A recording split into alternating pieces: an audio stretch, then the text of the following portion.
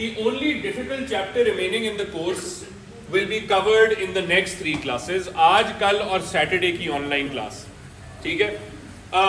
मेरी कोशिश है मैं आज आप लोगों को मनी के बारे में बताऊं कि मनी क्या होती है, बैंक्स क्या होते हैं, और कमर्शियल बैंक्स मनी सप्लाई कैसे क्रिएट करते हैं बगैर पैसा छापे, ठीक है।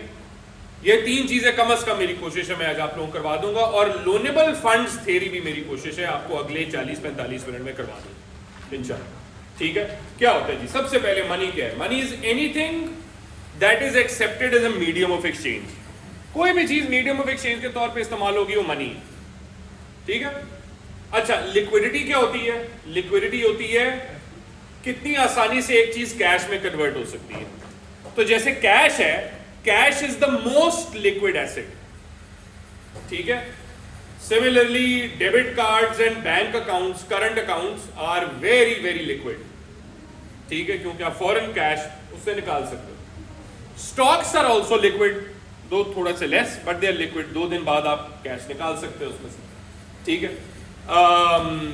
Similarly bonds are not liquid, bonds इस चैप्टर में पढ़ेंगे आगे, ठीक है। बॉन्ड्स लिक्विड नहीं है, घर लिक्विड नहीं है, ठीक है, गाड़ी लिक्विड नहीं है, टाइम लगता है उसमें कैश में कन्वर्ट कराने में, ठीक है। सो ये लिक्विडिटी होती है, ठीक है। अच्छा, अब M0 और M4 मनी सप्लाई में ये 2 टर्म्स आप पढ़ोगे, आगे जाकर भी पढ़ोगे जब आप बैचलर्स करोगे अगर इकोनॉमिक्स में किया। ये M0 और M4 क्या होता है? नैरो मनी होता है जिसमें जो सबसे बेसिक मनी सप्लाई की 3 चीजें होती हैं वो इसमें आती हैं। कौन कौन सी? Notes, coins and bank deposits, ठीक है। Notes, coins and bank deposits, ये 3 तरह की चीजें हैं जो नैरो मनी में M0 में आती हैं, ठीक है। और जो ब्रॉड मनी है M4, उसमें इनके साथ मतलब M0 के साथ साथ सेविंग्स अकाउंट आते हैं। ये building societies deposit, in simple words savings account, ठीक है। क्योंकि सेविंग्स अकाउंट इतने लिक्विड नहीं होते, याद रखो, उस पर एक सर्टेन टाइम पीरियड के लिए पैसा आपको बैंक में होल्ड करना पड़ता है ताकि आपको इंटरेस्ट मिले। ये हराम है ऑब्वियसली, सेविंग अकाउंट नहीं खुलवा सकते, लेकिन ऑब्वियसली सेविंग अकाउंट भी मनी सप्लाई में आ सकता है अगर हम ब्रॉड मनी की बात कर रहे हैं, ठीक है। अच्छा, फिर मनी की कैरेक्टरिस्टिक्स क्या है? अगर फॉर एग्जांपल मैं कहूं ये मैं मार्कर मनी के तौर पे इस्तेमाल कर रहा हूं, इस मार्कर के अंदर क्या कैरेक्टरिस्टिक्स होनी चाहिए कि ये मनी के तौर पे इस्तेमाल हो सकता है?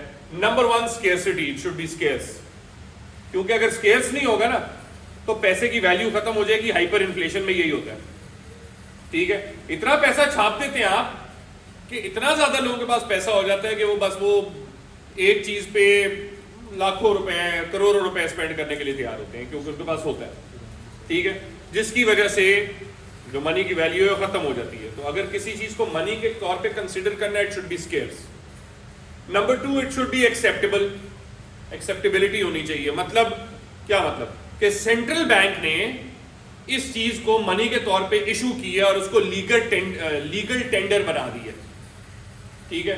तो सेंट्रल बैंक ने किसी इंस्ट्रूमेंट को मनी के तौर पे एक्सेप्ट किया और अनाउंस किया, तो that means only that thing is money, ठीक है। तो ये होता है जी acceptability. Divisibility, money should be divided और can be divided into smaller units. 100 रुपए का नोट 50-50, 20-20 में डिवाइड हो सकता है, ठीक है। तो डिविजिबिलिटी। ड्यूरेबिलिटी, लॉन्ग लास्टिंग, खराब ना हो जाए मनी, ठीक है।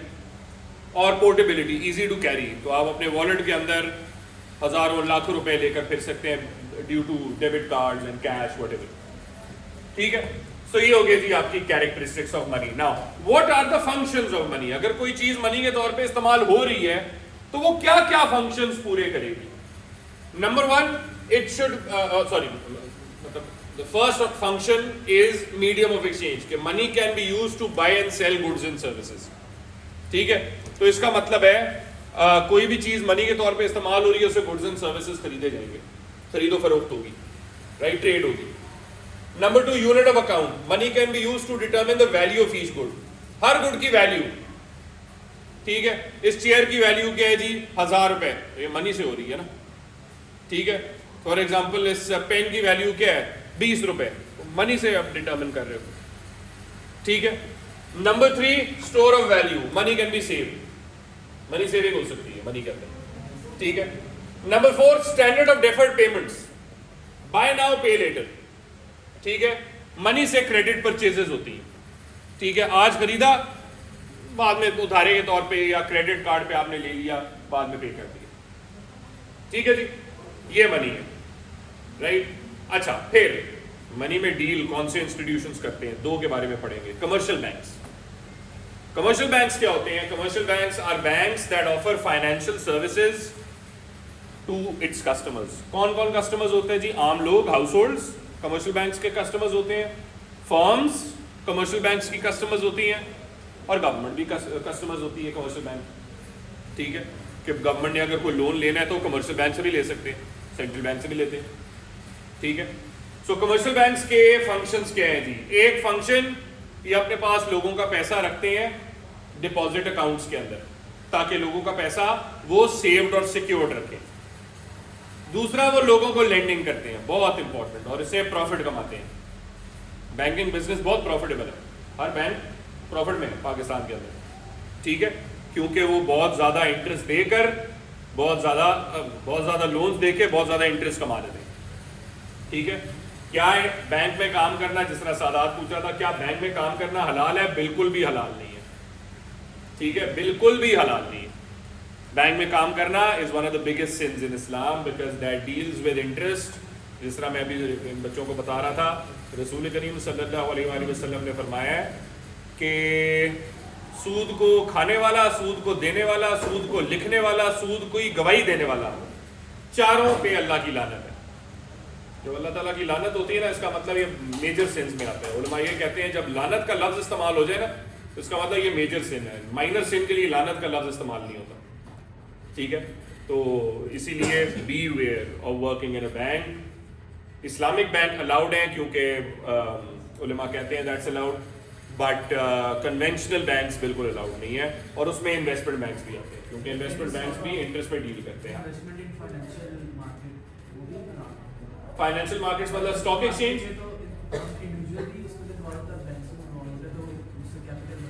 हाँ, तो स्टॉक एक्सचेंज में तो आप इन्वेस्ट कर सकते हैं, आप अपने क्लाइंट के लिए इन्वेस्टमेंट कर सकते हैं। तो वो ब्रोकरेज अकाउंट, वो ब्रोकर होता है ना, वो इन्वेस्टमेंट बैंकर तो नहीं होता। हाँ हाँ हाँ, ये तो अलाउड है, डेफिनेटली अलाउड, ठीक है। अच्छा, इसके अलावा बैंकिंग सर्विसेज ऑफर करती है कमर्शियल बैंक, जिस तरह एटीएम हो गया, क्रेडिट कार्ड्स हो गए, ऑनलाइन सर्विसेज हो गई। इसके अलावा आपकी तरफ से पेमेंट लेते भी हैं, देते भी हैं, थ्रू चेक्स, ठीक है, थ्रू पे ऑर्डर्स, व्हाटएवर, ठीक है। इसके अलावा फाइनेंशियल एडवाइस भी बैंक्स अपने कस्टमर्स को देते हैं, ठीक है। दो मेजर ऑब्जेक्टिव्स है ना कमर्शियल बैंक्स के, वो एक तो profitability through interest and investment, ठीक है। कमर्शियल बैंक्स पैसा कमाते हैं, प्रॉफिट कमाते हैं through interest, by charging interest, या वो इन्वेस्टमेंट भी करते हैं, क्योंकि इतना ज्यादा पैसा उनके पास आया हुआ होता है डिपॉजिट अकाउंट्स के अंदर, उनमें से वो काफी सारा इन्वेस्ट कर देते हैं, ठीक है, उससे भी प्रॉफिट कमाते हैं। And number 2, providing liquidity in the banking system. Liquidity का क्या मतलब? कैश, ठीक है जी। एटीएम में मैंने पैसे निकालने हैं, एटीएम में पैसे होने चाहिए, ठीक है। तो ये कमर्शियल बैंक्स के मेजर 2 ऑब्जेक्टिव्स हैं। As for central bank, central banks क्या होते हैं? Central bank is like the government of banking system, ठीक है। बैंकिंग सिस्टम का इंचार्ज होता है सेंट्रल बैंक, ठीक है। क्या ऑब्जेक्टिव्स है जी? मॉनेटरी पॉलिसी गवर्नमेंट की वो रन करते हैं, इसके अलावा नोट्स एंड कॉइन्स वो प्रिंट करते हैं। गवर्नमेंट का बैंकर है, मतलब गवर्नमेंट ने अगर कोई पेमेंट करनी है या पेमेंट रिसीव करनी है, वो सेंट्रल बैंक करेगा, ठीक है। इसके अलावा बैंकिंग सिस्टम को सुपरवाइज करते हैं obviously, lender of the last resort. क्या मतलब? कमर्शियल बैंक्स को अगर लोन की जरूरत है, और मतलब बहुत ज्यादा जरूरत है, आखिरी चारे के तौर पे वो सेंट्रल बैंक के पास जाते हैं, सेंट्रल बैंक लोन देते हैं, ठीक है। ये जो पॉलिसी रेट होता है ना, पॉलिसी रेट या डिस्काउंट रेट, इस पे लोन देते हैं। पाकिस्तान में इसका पॉलिसी रेट क्या है? 10.5%, ठीक है। तो this is basically that interest rate जो सेंट्रल बैंक कमर्शियल बैंक से चार्ज करते हैं जब उनको लोन दे रहे होते हैं, ठीक है। समझ आइए, कोई मसला? सेंट्रल बैंक प्रिंट करता है ना, सेंट्रल बैंक प्रिंट करता है। नहीं, वो स्पेशल डिपॉजिट्स है, वो कुछ और चीज है। लेकिन हाँ वो भी कर सकते हैं, वो भी कर सकते हैं। वो स्पेशल डिपॉजिट्स आगे भी आ रहा है, वो करेंगे इंशाल्लाह। ठीक है, अच्छा सेंट्रल बैंक से रिलेटेड एक चीज मेरे माइंड में आई थी, सादात के सवाल ने मुझे भुला दिया। हाँ, Sadat state bank of Pakistan और नेशनल बैंक ऑफ पाकिस्तान, उसमें से सेंट्रल बैंक कौन सा है? तो नेशनल बैंक है। शाबाश, गुड। ये बच्चों को नहीं पता होता था, सादात को पता है। इसका सादात स्ट्रीट स्मार्ट है, वेल डन।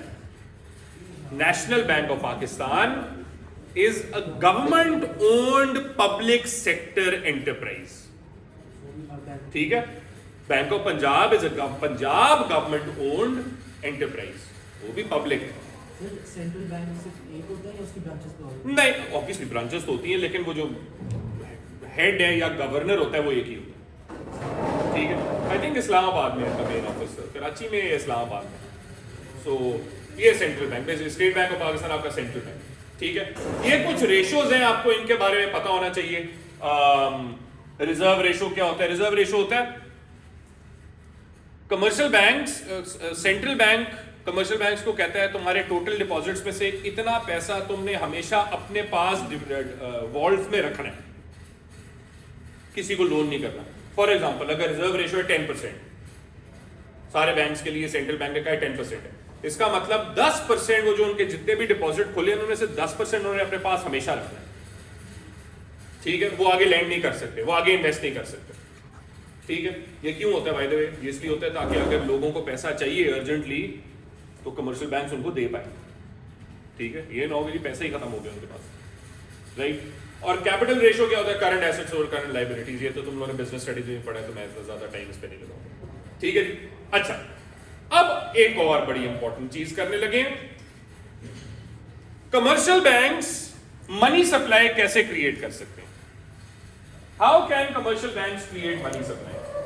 ये वो करते हैं through opening deposits and giving people loans. ठीक है, अब मैं एक पूरी चेन बनाऊंगा आपके सामने।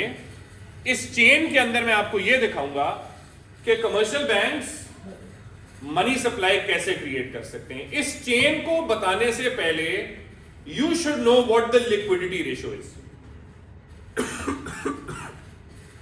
लिक्विडिटी रेशियो क्या होता है भाई? लिक्विडिटी रेशियो होता है the proportion of deposits that banks keep with themselves in terms of cash for day to day expenses. Commercial banks अपने टोटल डिपॉजिट्स में से कितना पैसा अपने पास कैश में रखेंगे हर रोज, ये लिक्विडिटी रेशियो। फॉर एग्जांपल, अगर किसी कमर्शियल बैंक के अंदर लिक्विडिटी रेशियो 20% है, इसका मतलब अपने टोटल डिपॉजिट्स में से, फॉर एग्जांपल अगर किसी बैंक के टोटल डिपॉजिट्स हैं 1 लाख रुपए, $1,00,000, चलो $100,000, उसमें से कैश में वो कितना अपने पास रखेंगे? $20,000। $20,000 वो अपने पास कैश में रखेंगे हर बार। ठीक है, क्यों? क्योंकि day to day transaction, day to day needs, लोगों के एटीएम भरने के लिए, मतलब एज इन हर ब्रांच के पास एटीएम है, उनमें भी पैसा भरने के लिए ये सारा कैश रिक्वायरमेंट्स हैं जो लिक्विडिटी रेशियो में आते हैं। ठीक है, तो हर बैंक की एक सर्टन, अब ये अब्दुल्ला पूछ सकते सर ये वो what is the difference between liquidity ratio and reserve ratio? Similar ही है, लेकिन रिजर्व रेशियो का ज्यादा ताल्लुक कैश से नहीं है। रिजर्व रेशियो का ज्यादा ताल्लुक है आपके वॉल्ट में इतने पैसे होने चाहिए, जबकि लिक्विडिटी रेशियो का ताल्लुक है कैश में इतने पैसे होने चाहिए। अभी रेडीमेड के एटीएम्स के अंदर, आपके डे टू डे ट्रांजैक्शंस के अंदर, ये सारा जो कैश है ना, जो फौरन आप इस्तेमाल कर सको, उसके लिए हर ब्रांच में या हर बैंक के अंदर इतने पैसे होने चाहिए। ये लिक्विडिटी रेशियो। हाँ, टोटल डिपॉजिट लायबिलिटी, क्योंकि डिपॉजिट लायबिलिटी होती है ना। तू बैंक है, मैं तेरे पास पैसा रखवाता हूँ, तो लायबिलिटी है। ठीक है, अच्छा, अब आते हैं जी, ये पूरा प्रोसेस अब आपके साथ करने लगा। ठीक है, अब मैं एक इकोनॉमी बनाने लगा हूं। एक इकोनॉमी है जिसमें लिक्विडिटी रेशियो है 20%, 4 लोग हैं, हमजा, सादात, मरियम और साद एस से हो गया, और कोई नहीं, अब्दुल्ला। ठीक है जी, ये 4 लोग, अब्दुल्ला वैसे तो 3 अब्दुल्ला बैठे हैं, जो भी अब्दुल्ला जो भी अपने आप को समझ ले सकता है। ठीक है, हमजा, सादात, मरियम, अब्दुल्ला, ये हैं जी 4 तरह के, ये 4 लोग हैं बेसिकली जो इकोनॉमी के अंदर लोन लेना चाहते हैं। ठीक है, इकोनॉमी के अंदर 4 बैंक्स हैं। ठीक है, there are 4 banks in the economy, 4 to 5 bank, बड़े। ठीक है, हम उन बैंक्स की बात, bank A B C D, उनका नाम लेंगे। ठीक है, लेट्स सपोज हमजा को एक इनकम मिली है या कहीं से पैसे मिले हैं $1000। ठीक है, हमजा को $1000 इनकम मिली है। हमजा क्या करता है, ये ऑब्वियसली अपने बैंक में जमा कराता है। अब इस एग्जांपल के अंदर हम ये अज्यूम करेंगे कि जब भी किसी बंदे को पैसा मिलता है, चाहे वो इनकम में मिलता है चाहे वो लोन में मिलता है, वो पहले बैंक में जमा कराता है, डिपॉजिट खुलता है उसका।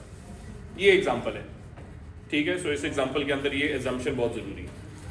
सो हमजा को $1000 मिले, कहां से मिले, मतलब कोई इनकम मिल गई, फॉर एग्जांपल पॉकेट मनी मिल गई, कुछ भी मिल गया। ठीक है, $1000 जो है ना वो हमजा को मिल गए। हमजा ने क्या किया, हमजा ने बैंक ए के अंदर जमा करा दिया। ठीक है, उसकी वजह से बैंक ए के एसेट्स और लायबिलिटीज में, बैंक ए में कैश जो एसेट है उसके पास वो $1000 हो जाएगा, और डिपॉजिट जो लायबिलिटी है वो भी $1000 हो जाएगी। जबरदस्त। ठीक है, बैंक ए क्या करेगा, $1000 में से कितना अपने पास रखेगा, 20%, लिक्विडिटी रेशियो 20% है। ठीक है, तो $200 अपने पास रखेगा कैश के अंदर, $200 अपने पास रखेगा कैश में, बाकी वो लोन कर देगा क्योंकि सादात को लोन की जरूरत है। तो सादात को बेसिकली $800 का लोन कर दिया बैंक ए ने। ठीक है, अब सादात अपने बैंक में ये पैसा रखवा देगा, बैंक बी है जी, लेट्स सपोज सादात का बैंक। ठीक है जी, bank B, assets, liabilities, cash में बैंक बी के पास कितना पैसा आ गया, $800, $800, इससे सादात ने रखवाया ना। ठीक है, $800, और लायबिलिटी जो डिपॉजिट लायबिलिटी है वो भी $800 है। बैंक बी क्या करता है, प्रॉफिट कमाने के लिए 800 में से कितना अपने पास रखेगा, 20%, विच इज $160, ये अपने पास रख दिया। बाकी $640 मरियम को लोन कर दिया जी, $640 मरियम का लोन हो गया। ठीक है, मरियम ने क्या किया, मरियम ने अपने बैंक में रखवाया जी, बैंक सी के अंदर। ठीक है, एसेट्स, लायबिलिटीज, बैंक सी में कैश का एसेट कितना हो गया, 640, और डिपॉजिट जो उसने वापस करना है लायबिलिटीज में वो भी 640 है। ठीक है, लेकिन अब बैंक सी भी प्रॉफिट कमाना चाहता है। बैंक सी $640 में से अपने पास कितना रखेगा, 20%, विच इज 128, और वो लोन कर देगा $512 अब्दुल्ला को। अब्दुल्ला के पास $512 हो गए जो उसने बैंक डी में रखवा दिए। फॉर एग्जांपल बैंक डी में डिपॉजिट खुलवाया, एसेट हो गया कैश में $512, और डिपॉजिट जो ऑब्वियसली बैंक डी ने वापस करना है $512 हो गया।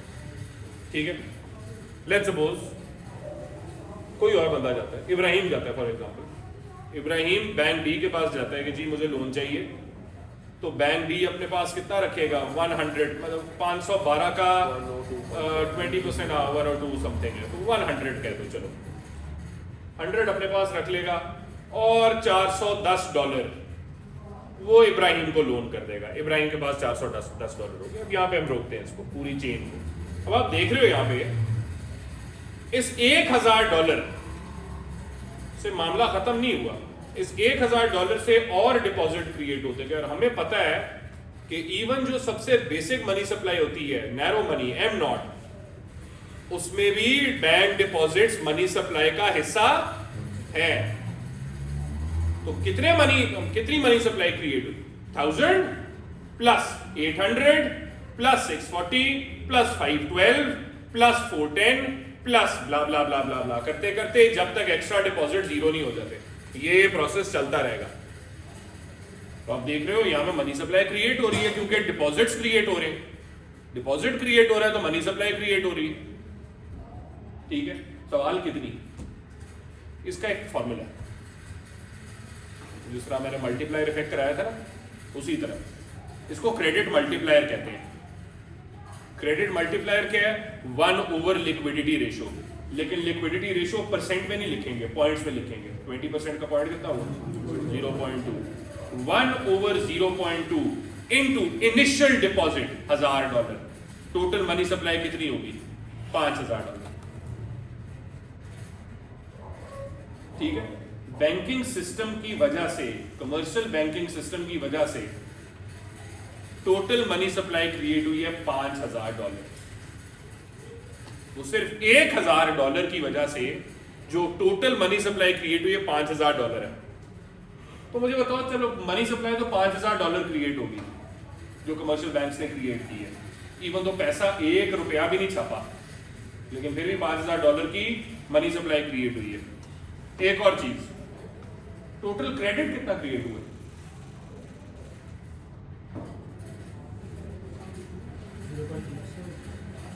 टोटल क्रेडिट कितना क्रिएट हुआ? कैश नहीं है ना, आसान। हाँ,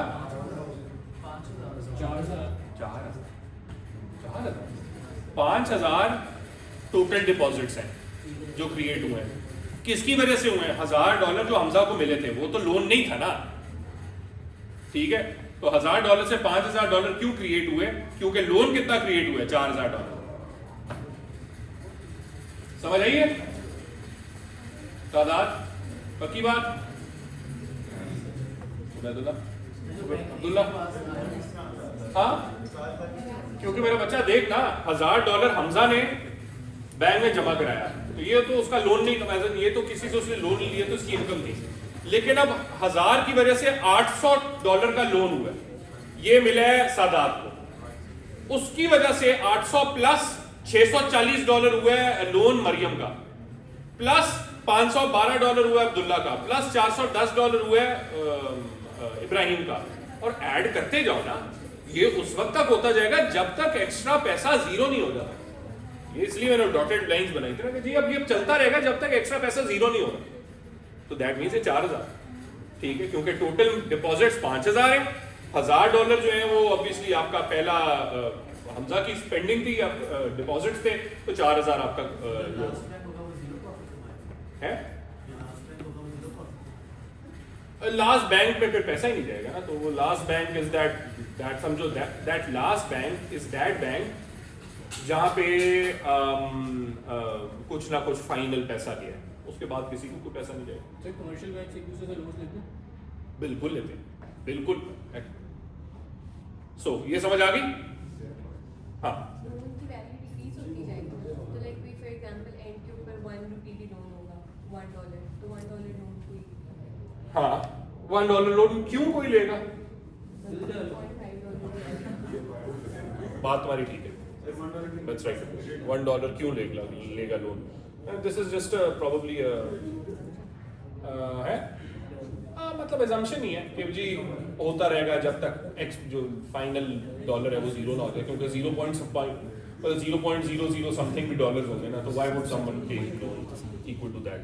बट वो अप्रोक्सीमेशन करके हम कहते हैं कि जी $5000 होगा। तो कुछ अगर लेट्स सपोज इन रियलिटी लोग अगर $5 या $10 के लोन नहीं लेंगे, तो $5-10 के भी एक्चुअली लोन लेते होते हैं।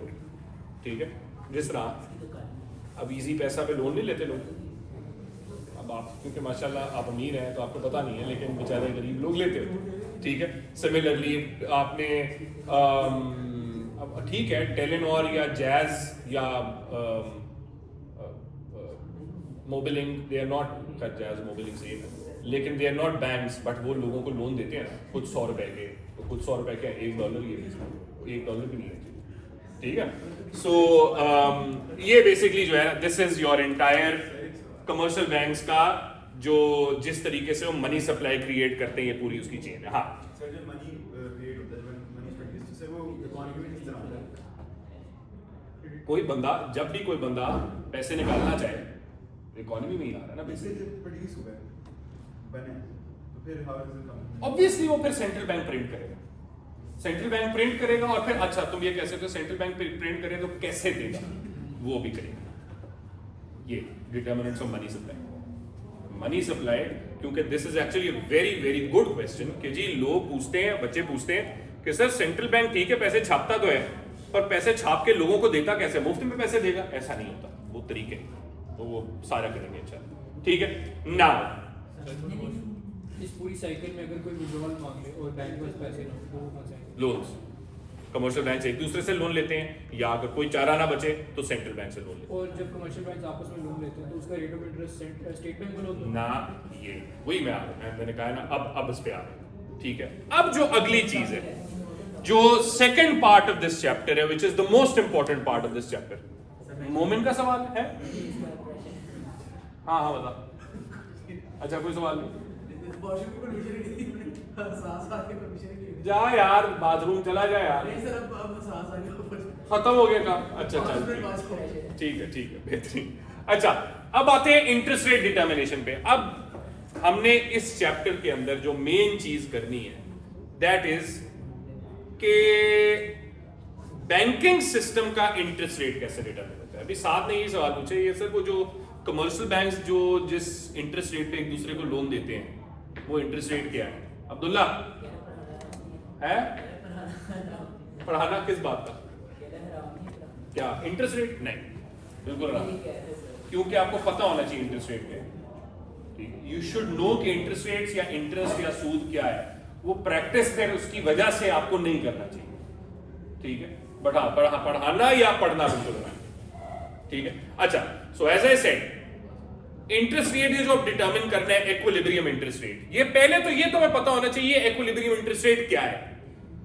ये इक्विलिब्रियम इंटरेस्ट रेट वो इंटरेस्ट रेट नहीं है जो सेंट्रल बैंक चार्ज करता है, या पॉलिसी रेट जो मॉनेटरी पॉलिसी में सेंट्रल बैंक, याद होगा तुम्हें एएस के अंदर हमने पढ़ा था, मॉनेटरी पॉलिसी के अंदर दो टूल्स होते हैं, कौन कौन से? Money supply and interest rate. ये वाला जो इंटरेस्ट रेट जो सेंट्रल बैंक डिटरमिन करता है ना, उसको कहते हैं डिस्काउंट रेट।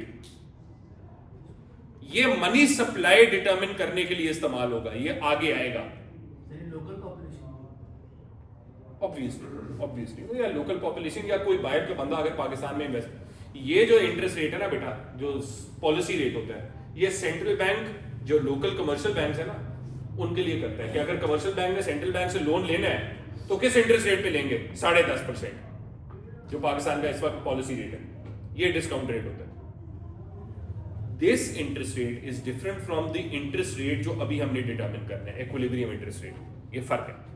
अभी जो इक्विलिब्रियम इंटरेस्ट रेट डिटरमिन करना है ये बैंकिंग सिस्टम का इंटरेस्ट रेट है, मतलब इसको पाकिस्तान के अंदर जबान इस्तेमाल करते हैं KIBOR, Karachi inter bank borrowing rate. ये वो इंटरेस्ट रेट है जो जिसपे कमर्शियल बैंक्स एक दूसरे से डीलिंग करते हैं, लोन्स लेते हैं, देते हैं, ठीक है। तो ये जो इंटरेस्ट रेट है इसको बैंकिंग सिस्टम का इंटरेस्ट रेट कहते हैं, या वो इंटरेस्ट रेट जिसपे कमर्शियल बैंक्स डीलिंग करते हैं एक दूसरे के साथ, ठीक है। This is not that interest rate जो सेंट्रल बैंक डिटरमिन करे, उसको तो डिस्काउंट रेट कहते हैं, और वो सेंट्रल बैंक अपनी मर्जी से करेगा, तो ऑब्वियसली देख के कि इकोनॉमी में क्या हालात चल रहे हैं, ठीक है। लेकिन ये वाला इंटरेस्ट रेट अपनी मर्जी से बैंक्स नहीं डिटरमिन करते, इसके लिए डिमांड एंड सप्लाई चाहिए। और वो दो तरीके हैं जिससे हम इस चैप्टर के अंदर पढ़ेंगे कि हम कैसे डिटरमिन कर सकते हैं इंटरेस्ट रेट बैंकिंग सिस्टम का। एक थ्योरी लिक्विडिटी प्रेफरेंस थ्योरी है, ये कल शुरू करेंगे क्योंकि ये मुश्किल है। दूसरी बहुत आसान है, लोनेबल फंड्स थ्योरी, ये मैं आज आपको अभी करता हूँ, ये हार्डली 5 से 10 मिनट में हो जाएगी। लोनेबल फंड्स थ्योरी एंड पे देखो, लिक्विडिटी प्रेफरेंस थ्योरी पहले से मैं बता दूं मुश्किल है, अब ये छुट्टियां नहीं करनी, और ऑनलाइन क्लास बड़ी जरूरी होगी सैटरडे की, वेरी वेरी इंपॉर्टेंट। क्योंकि कल ये मेरे से सारा नहीं हो पाएगा लिक्विडिटी प्रेफरेंस थ्योरी, तो फिर सैटरडे की क्लास जो ऑनलाइन क्लासें इंपॉर्टेंट होगी, तो ये नहीं छोड़ देनी कि जी ऑनलाइन में तो वैसे ही समझ नहीं आती, वो समझाना मेरा काम, ठीक है।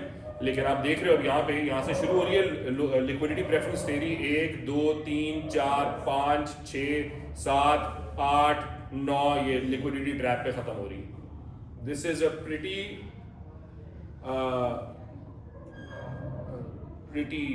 Big and a pretty difficult concept. ऐसे भी आते हैं और एमसीक्यूज भी आते हैं, बिल्कुल ठीक है। लेकिन उससे पहले हम लोनेबल फंड्स थ्योरी करेंगे, ये जल्दी से खत्म होएगा। लोनेबल फंड्स थ्योरी क्या होता है जी? लोनेबल फंड्स थ्योरी होती है जब हम इक्विलिब्रियम इंटरेस्ट रेट डिटरमिन करते हैं through the demand for loanable funds and supply of loanable funds. पहली बात, लोनेबल फंड्स क्या होते हैं? लोन्स, सिंपल लोन्स, ठीक है।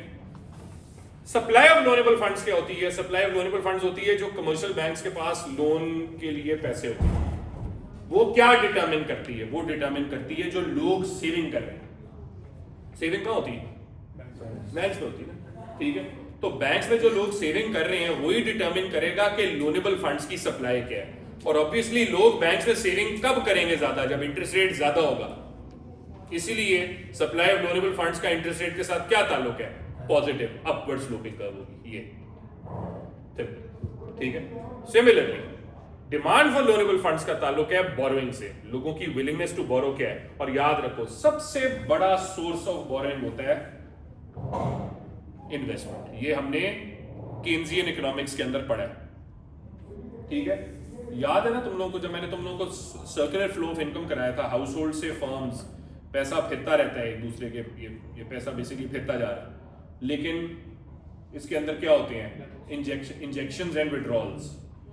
बैंक में हाउस होल्ड पैसा सेव करते हैं, नेट सेविंग्स होती हैं, और बैंक्स फर्म्स को लोन देती हैं। उसको हमने कहा लोन्स नहीं था, क्या कहा था? इन्वेस्टमेंट कहा था। क्योंकि हमारी इकोनॉमिक्स के अंदर, ये पूरी थ्योरी के अंदर, पूरी मैक्रो इकोनॉमिक्स के अंदर हमारा ये अजम्पशन है कि इन्वेस्टमेंट लोन्स के थ्रू होती है, बोरोइंग के थ्रू होती है, ठीक है। हाँ ठीक है, लोग फर्म्स के पास अपना पैसा भी होता है जो इन्वेस्ट करते हैं, बट जो मेजर चंक ऑफ इन्वेस्टमेंट है वो बोरोड मनी के थ्रू होता है, ठीक है। तो ये हो गया जी आपका इंटरेस्ट रेट, जो मतलब व्हाट ये होता है जी आपका डिमांड फॉर लोनेबल फंड्स, जो इन्वेस्टमेंट पे डिपेंड करता है, और ये डाउनवर्ड स्लोपिंग होता है। क्यों? क्योंकि लोग बोरो ज्यादा कब करेंगे? जब इंटरेस्ट रेट क्या हो? कम हो, तो नेगेटिव रिलेशनशिप, ठीक है। इसलिए demand for loanable funds downward sloping है, ठीक है।